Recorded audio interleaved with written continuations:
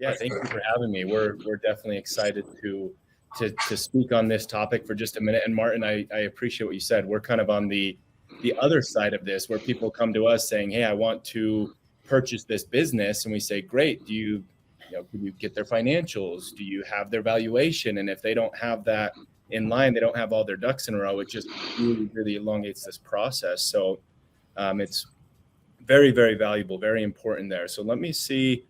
Like we said, this is my first time trying this. So I'm going to go ahead and share some slides here. There you go.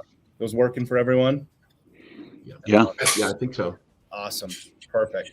So like you mentioned, I'm with Seven Figures Funding, and what we do, we call ourselves a creative funding group. We're not a direct lender, but we have access to the entire marketplace, so that if a client comes to us saying, "Hey, I need funding for this," or "I need funding for a business I'm not even involved in yet, I just want to get started," we know where to take them and can guarantee they're going to get the best funding out there across the marketplace. So leading in, I love this quote: "Money is a terrible master, but an excellent servant." I think we can all agree with that. But that being said, I kind of want to be sensitive about that when we start to talk about leveraging other people's money, because debt, everyone kind of has a different take on debt. Now, for me, and when I work with a client, I think it's very, very important that we educate them.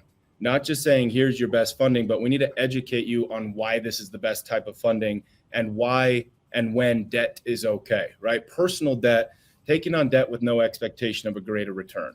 If you called me and said, "Ty, I need $5,000 because Costco got this new flat screen TV. Can you get me a credit card?" I'm going to say, absolutely not. That's a terrible debt. That's not going to bring a greater return. Now, business debt, obviously, without going into all the depth of business credit, how that all works, but in a very, very basic sense, I like to view business debt as taking on debt with an educated expectation of a greater return. It's not just an expected return. If that's the case, I'd give out loans for people to go to Vegas and try their luck at blackjack. They always expect a return when they do that, but it's an educated expectation of a greater return. And many, many, many companies, for example, I point these two out, Under Armour and Google, among many other, they leverage debt, and not just right now, but when they were very, very early on.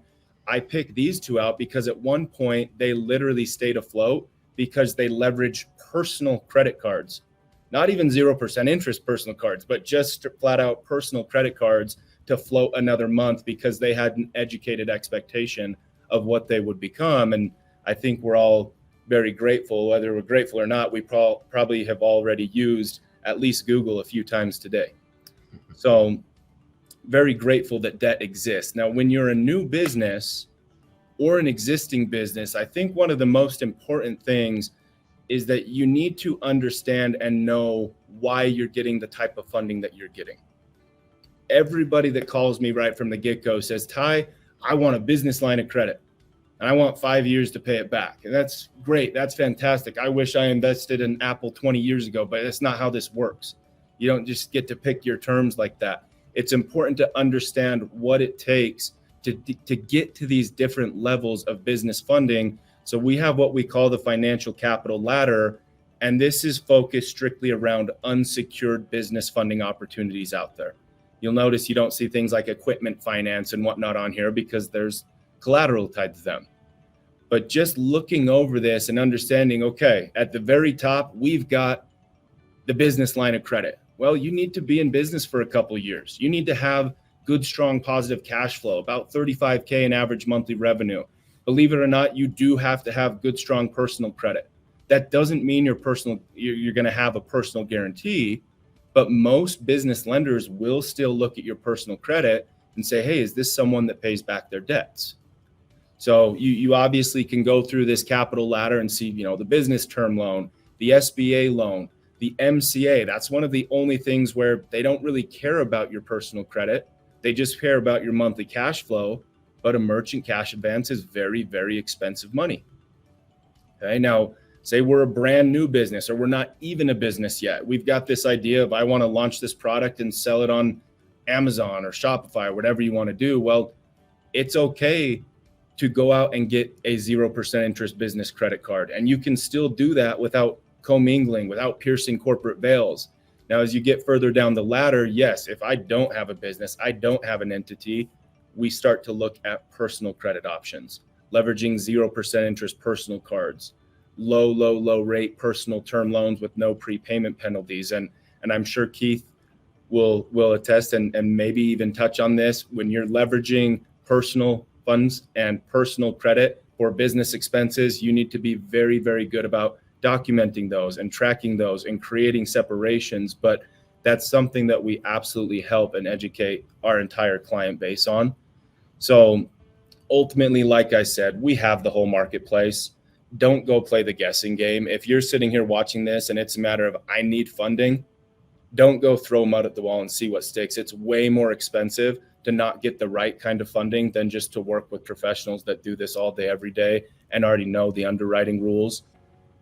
So anybody, I know, Greg, you mentioned this, that you have it in your system where if anybody wants to see what they can qualify for, it doesn't impact your credit.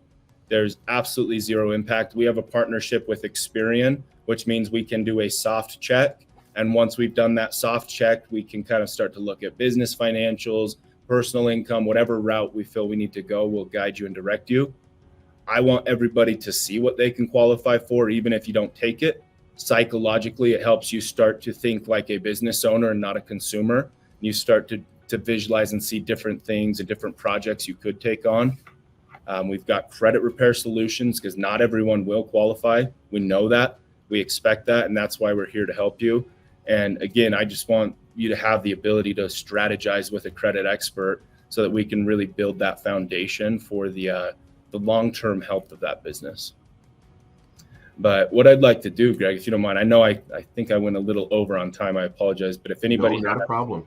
Any questions about business funding or credit, I'm happy to take a few.